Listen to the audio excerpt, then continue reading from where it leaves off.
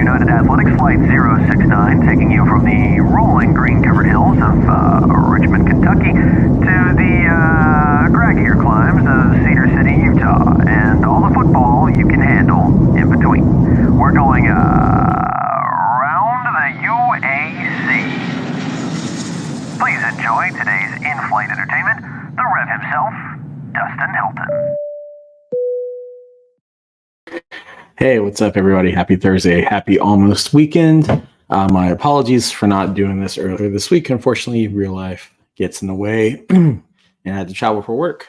And last night, I was just too dead tired after the travel. So it's a Thursday night show. Hopefully, next week we'll be back on Tuesday. Hope you guys had a good weekend, enjoyed some good football. I was lucky enough to go to Brookings to watch Montana State play South Dakota State, and what was an interesting tale of two halves in that game.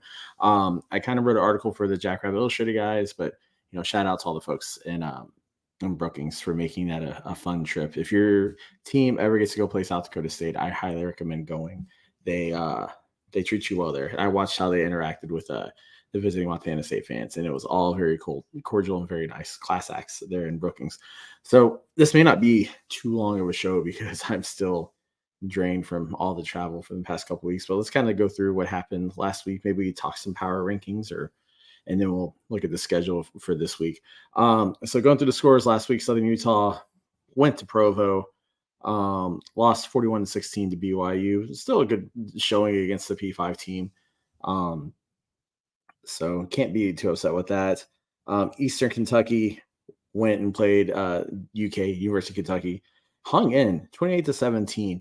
I think Eastern Kentucky is a lot better than I think some people think, maybe even myself. That was a great performance. And Parker McKinney, he's got an NFL arm. Maybe he's not going to get drafted. Maybe he'll be a UFDA or UDFA.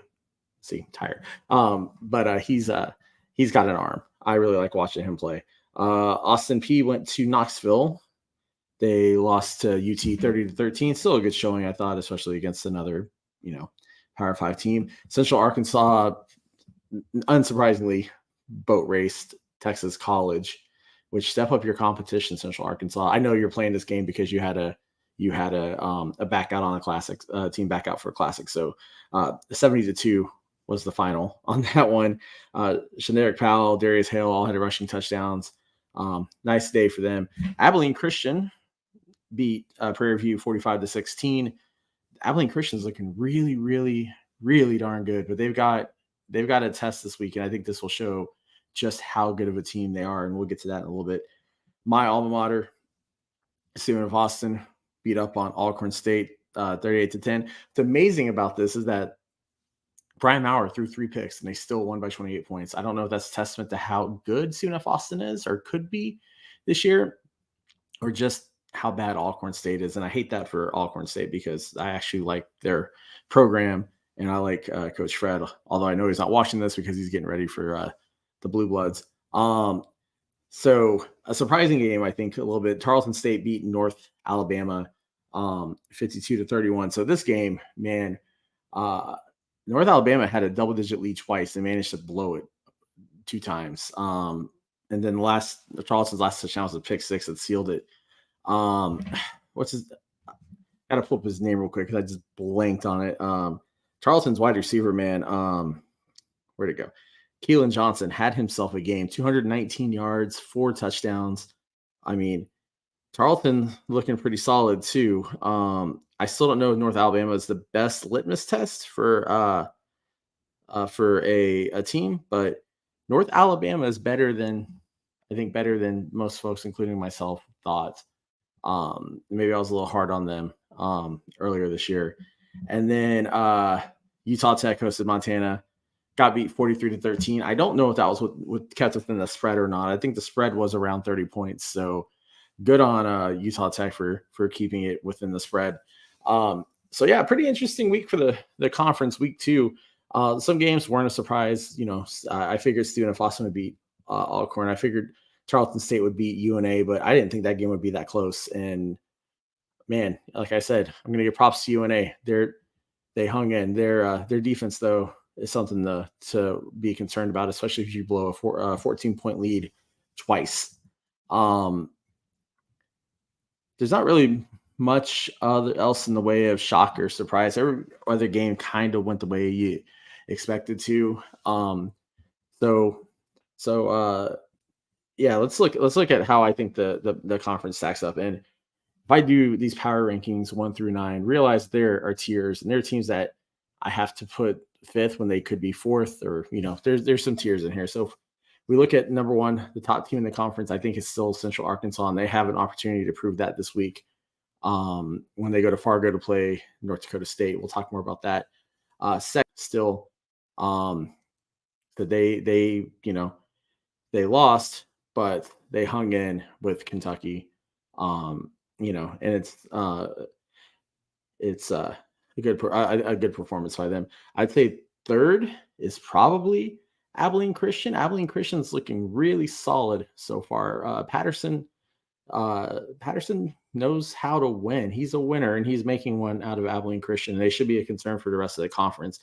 I think fourth is probably CUNF Austin. Fifth is Tarleton. You could flip. This is what I'm talking about. You could easily slot them in any other spot, and it would be okay.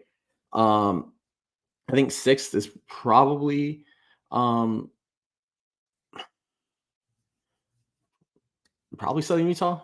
I would say Southern Utah is probably a good sixth pick, which would put I'd put Austin P 7th, UNA 8th, and Utah Tech 9th. And now, granted, I put UNA 8th, but I think there's a big gap between 8 and 9. I kind of think that 6, 7, 8, or that whole you can move them around. There's a lot of parity in this conference, so it's kind of hard right now after a couple of games where you seem to really sort of rank them and look and see where they are. But thankfully, we have some games this week. So if you disagree with me and you watch this, let me know. Let me know where you think your team should be in the power rankings. And maybe I'm wrong. I've been wrong before. So before we go into the games this week, first of all, a couple shout outs. One's to Walk On Apparel. I'm sure if you watched the FCS Fans Nation show on Sunday night, you've seen that we're partnered with them. I'm not wearing any of their gear now because it's dirty, so I need to order some more so I have more shirts. But if you go on there and use code FCS Fans Nation, I believe is the code, you get 15% off of your order. You can go get some really cool Utah Tech merch, Eastern Washington merch, Idaho merch, and there's some Chatty merch. I know they have new schools coming out monthly. And remember, part of that money goes back to the school's athletic funds. So, you're helping out the schools too. So hopefully your school comes out with some gear with them, and you can get some and get back to your school. I'm still waiting for them to come out with SFA gear, although I know if they come out with Central Arkansas gear, that stuff's will be really sick if they do it. Let's see, what else did I have on my list before we go to the next games? I guess real quick, and I probably should have done this at the top of the show, but Eastern Kentucky, the Colonel family lost head coach Roy Kidd this past week. Roy Kidd was the reason why Eastern Kentucky football got on the map. He led them to a national championship back in 1979, if I remember correctly. The stadium is named for him. There's a nice statue there if you haven't seen it, and it's just a sad day for the Colonels. I know they've got a game this weekend. I'm sure they'll be playing, with heavy hearts, but also with coach on their mind. So for all the Colonel family who might be watching or listening to this, our thoughts are with you guys during this time. So let's see. Let's go into the games for next week. There's some fun ones. I heard some people complaining that the slate this week across FCS wasn't good, but to be honest with you, the slate across the United Athletic Conference is real good this week. Real solid games. There's really not. I don't think there's any FCS versus FBS. I think they're all. Oh no, there's one. Everything else is basically all FCS games and some ranked opponents in there. And so let's go ahead and start. We got Utah Tech traveling down the road to Flagstaff to play Northern Arizona. Northern Arizona, I know they're Big Sky. They're all right. I don't think they're that great of a team. I think this is actually a winnable game for the Blazers. Their performances, they've gotten beat pretty bad in their first two outings against Montana State and Montana, but they're looking better year over year. And for a program that was D2 and not very good moving up. They've been trying to to play tougher. They played really tough schedules the past 2 years. This could be their dub. I mean, it's hard to win in Flagstaff though sometimes because it is 7,000 feet above sea level. If I remember correctly, it's the highest or one of the highest stadiums in Division One football. But I'm gonna pick Utah Tech. I'm gonna pick it to be a close 21-17 type game, but I'm gonna take Utah Tech over the other Lumberjacks. Um, I'm skipping around because there's some really good games I want to kind of talk more to. We got East Tennessee State traveling across the state up to play Austin P. ETSU not looking. I mean, they got to win last week against a team you'd expect to because they played, I believe, sub D1. It was a D2 they played. Austin P. Yeah, they got drubbed by SIU. Yeah, they lost to UT in Knoxville. But I mean, SIU is freakishly looking good this year. So I'm not holding that one too much against Austin P. I don't think ETSU has the defense for Mike DeLillo and the Govs offense. So I'm going to say Austin P is going to take that one too. Probably we'll say 28-24. No, 28-21. I think they get a 7-point win. North Alabama goes and plays Tennessee Tech. So shout out Coach Alexander at Tennessee Tech. I think I'm gonna give this one to the Lions over the Golden Eagles. Honestly, Tennessee Tech's just not ever good. And I know I said that North Alabama is not a good team either, but I think that they're improved over previous years. So I'm going to take UNA here over Tennessee Tech.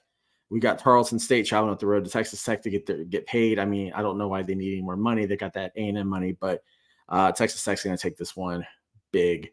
I'm not even going to try to put the score on this one. I'm just going to say I hope Tarleton keeps it within 30.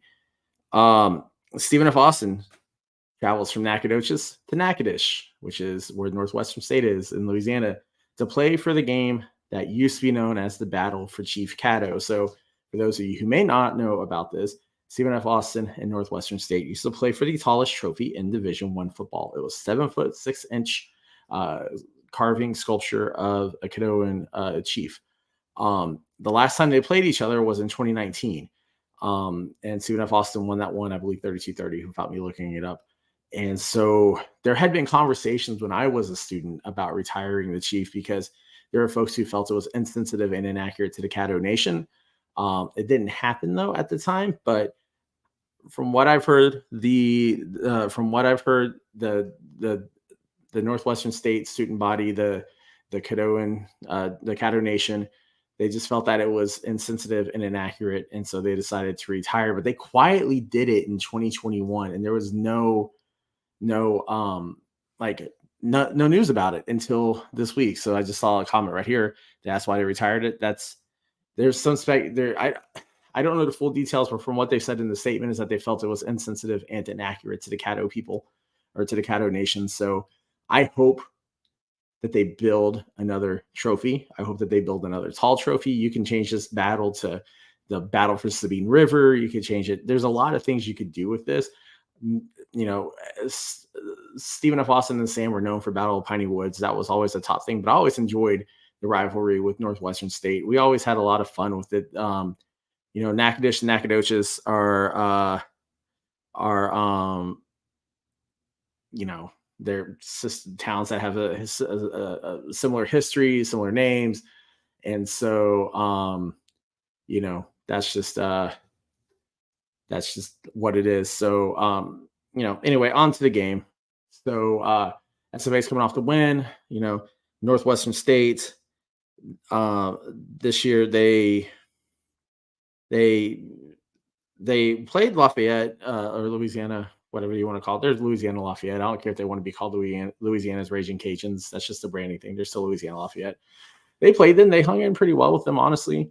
Last year, they had probably one of the better years they've had in recent years in Natchitoches. It is still a rivalry game. It's the first of a home and home.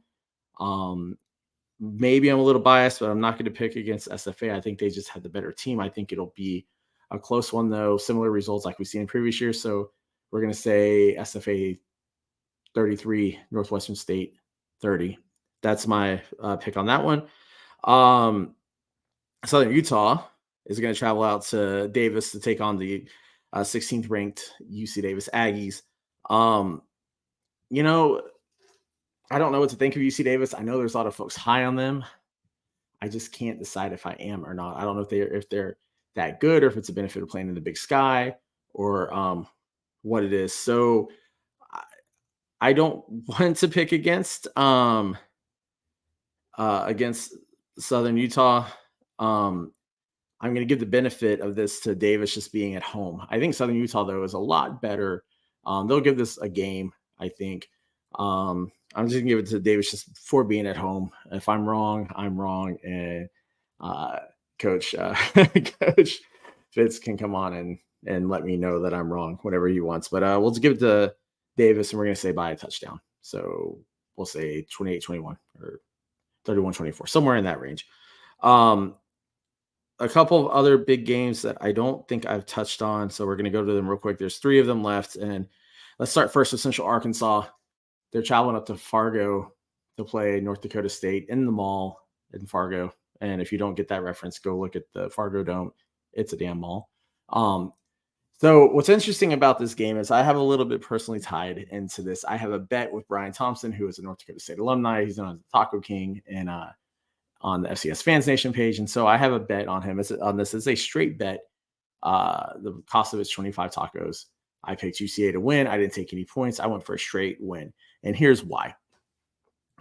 The line right now, or the line opened up at North Dakota State as 19-point favorites. I think a lot of folks are basing this line basis upon a couple of things. One, the fact that Central Arkansas had a down year last year with their Jekyll and Hyde sort of issues. I think they're also basing on the fact that North Dakota State mollywopped Eastern Washington. They beat up on Maine. Maine almost got an FBS upset against a real bad team. So I think a lot, and of course it's North Dakota State. They're the Alabama of the FCS, or they have been. So it's easy to put the money on them. I think what folks aren't paying attention to is one, UCA hung in with Oklahoma State. They lost 27-13. Someone can correct me on that, or 27-14, something along those lines. So they stay within the spread there. They have a real solid defense. They have a lot of playmakers on the defensive side of the ball, and they have a great 1-2 punch in the running back combo with Shadarius Powell and Darius Hale. Will McElvain can throw the ball. I kind of thought some of Will McElvain's behavior when he left UNI, especially the behavior of his brother, was pretty pedantic, but he seems like he settled in real well in Conway. And so even if I lose this taco bet and UCA loses by a touchdown, I think it proves a point that UCA is a lot better than folks are thinking. But because I made the taco bet, I have to pick UCA to win. One thing on this, both of these teams are very run heavy. This will probably be one of the fastest games that we see this year because of the clock rules. I don't think it's going to be a necessarily high scoring affair where like one team puts up 40 on the other one. I think it's going to be, we're going to say UCA 28 and the SU 24. I think I've said the score earlier in other games, but I think it's going to be in that range. It's going to be somewhere in the 20s just because I don't think there's going to be enough time to put up a lot of points. I think each defense is going to hold the run. So I think it comes down to who can pass better. Will it be Will McElvain or will it be Cam Miller? And in that situation, I would put it on Will McElvain. I don't trust Cam Miller as a passer. I know in the SU, folks are claiming in the SU's gotten better at the passing game. Cam Miller can throw. I disagree there. Transient put 40 on UCA. That's true. So let's see a couple other games. This one's a fun one. I mean, it's a sad one, but a fun one because Western Carolina is going to go travel across the mountains to go face Eastern Kentucky in Richmond. Like I said, it's gonna be a sad one for the home. I think it's a home opener for EKU. No, is it? I can't remember. No, it's not. It is their home opener because they've been on the road. With Roy Kidd's passing, I saw they put his initials at the 50-yard line, which I thought was really cool. I hope they stay there. I hope they leave them there for eternity and don't take them off the field, but I'm sure they will. So here's the thing: Western Carolina, they've been an interesting piece of discussion this week because they beat the holy hell out of Sanford, who was a ranked team. And so there's been debates on should you rank Western Carolina or should you not rank Western Carolina because of the performance of one game. And there are folks that said, yes, they beat a top 25 team, ranked them. And there are folks that said, no, there's not enough body of work to rank them. I just say this is why polls shouldn't exist until week 4. And I know it's a hack thing to say if Joe DeLeon or Sean watch this.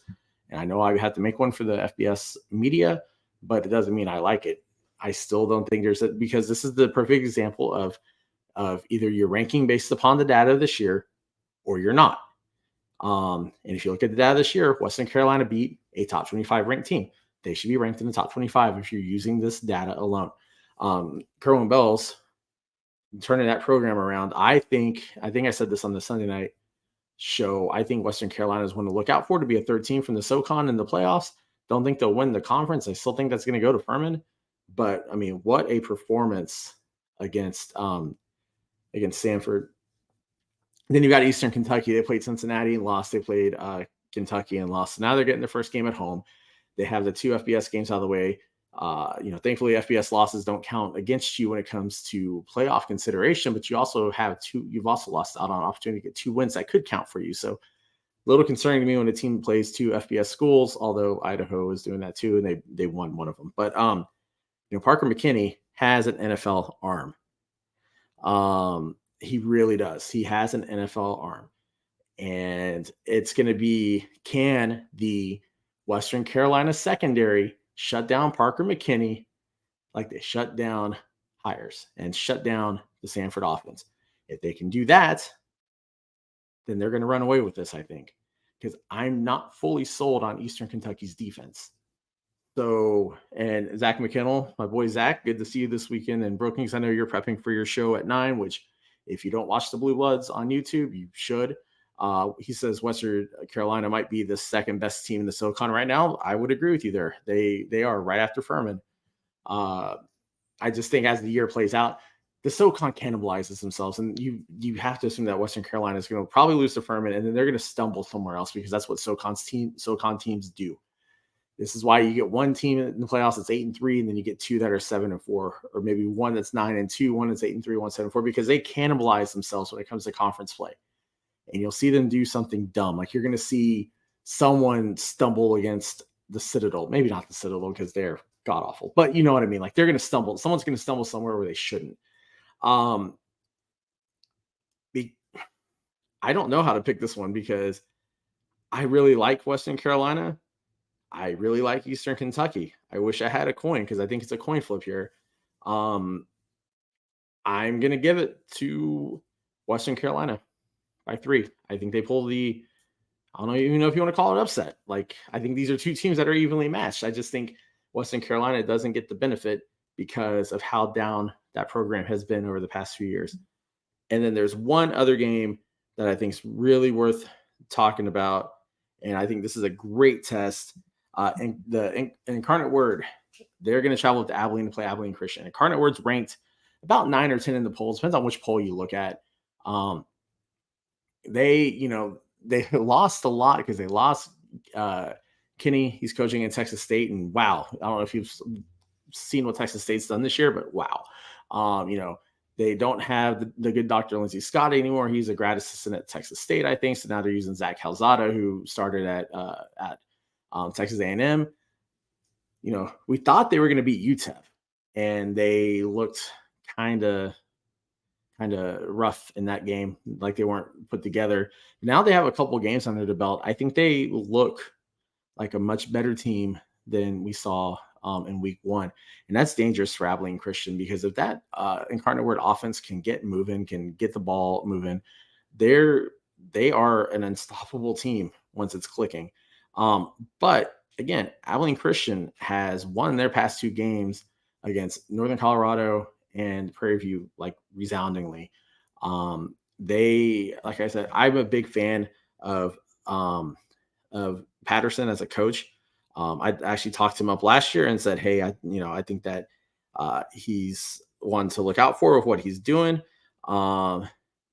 They've Abilene Christian's quarterbacks, Maverick McElvore. He had a great game against Prairie View, had 314 yards. They got Jeremiah Dobbins in the backfield. They've got a great weapon in Taylor Blaine out at wide receiver. If this game was in San Antonio, I would probably pick Incarnate Word. But Abilene Christian, weird things happen in that stadium. They like to play at home. So I'm going to go against probably what everybody's saying here. These are two games. I've already gone against the other. Everybody's saying with UCA winning. I'm going to homer this one. Abilene Christian wins. They shock the world. They get ranked in the top 25 next week. Incarnate Word doesn't plummet out of the top 45, but they drop down to about a 20 spot. I still think they're going to win. They're going to either win or take second in the Southland. I mean, Southeast Louisiana looks really, really, really, really damn good. I think that could be their conference to win, not Incarnate Word. So I'm going to say Abilene Christian over Incarnate Word. Sorry, FCS Triumvirate guys. It's not Incarnate Word hate this time. I just think that Abilene Christian will come to play, and with the game being at home, they've got, I think they've got some fight to them. So we'll see how it goes. It could also be travel lag from being on this weekend and work this week. That can be making me make picks outside of what makes sense. Jason Plotkin, I said South. Did I say Southeast Louisiana? I thought I said Southeastern. No, who cares? It's CLA, okay? It is CLA. Zach says ACU UIW was a 50-50 game. I changed my pick a million times already. Yeah, like this is one's a tough one to pick because UIW, I know it's still early, but they just don't have that same panache so far this season that they had last season. Like right away when they started playing last season, you went, holy and that's just not happening when you watch them play this year. And now granted, new coach, although he was the offensive coordinator last year, but still you have new coach, you've lost some players. They did reload on a lot of transfers. Sometimes it does take transfers a couple of games to gel together. So we could be premature in saying this, but as of right now, they don't look the same as last year. Do I still think they're going to be a top 25 team by the end of the year? Yes. Do I think they're going to be a playoff team? Yes. Do I think they could be dangerous come playoff times? Yes. But I think right now they're a little bit vulnerable. And I think this is where Abilene Christian could take advantage of it, get a win, and get in the top 25. We'll grab some water real quick. I know, not beer. Usually I go with beer, but after the amount I drank this weekend and the work stuff, water sounds a lot better. Got a comment here. So would like UCA to win, but Fargo Dome's a difficult place to play. It is a very difficult place to play. And the SU wins going away. Aggies take the Thunderbirds. Keep your eyes on. Yeah, I'd agree with you on that too. Keep your eyes on Larison. Do everything stud. Absolutely agree. I don't think NDSU wins going away. I think this game is going to be a lot closer than folks think. I think, you have to, at some point, the odds come up against you.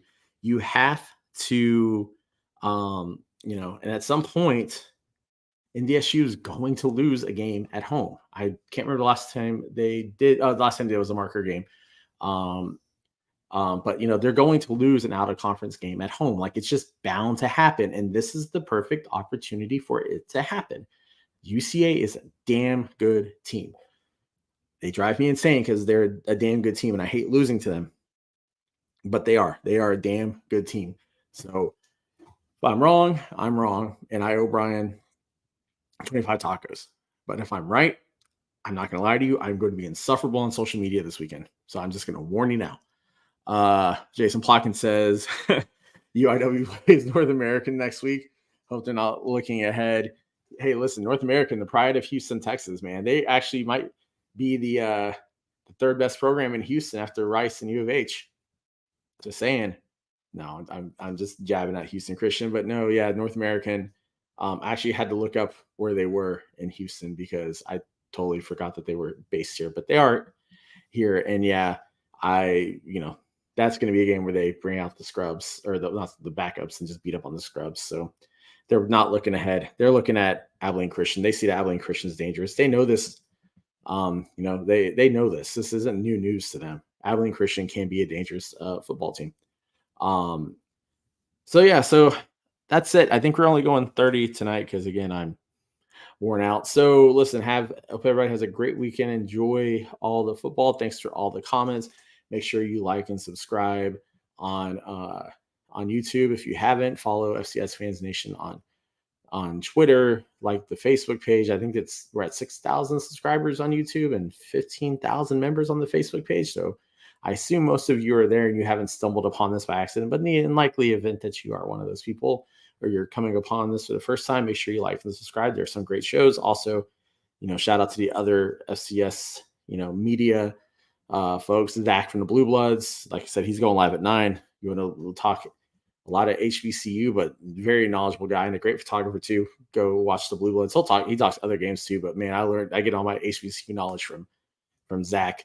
Shout out to all the shows on here. Actually, the Sunday show, the Jack Rabbit Illustrated guys and the B team, the Jay and Keith show, or J and K. I can't remember what they are now, but there, Joe and Sean at Hack City, all the guys, go their stuff, like and subscribe, because FCS media, it's grassroots. We're not all Hero Sports or FCS Nation Radio. A lot of us are just doing this for the enjoyment of the game. That's it. I'm out of here. Have a great weekend. Keep safe, and we'll talk next week.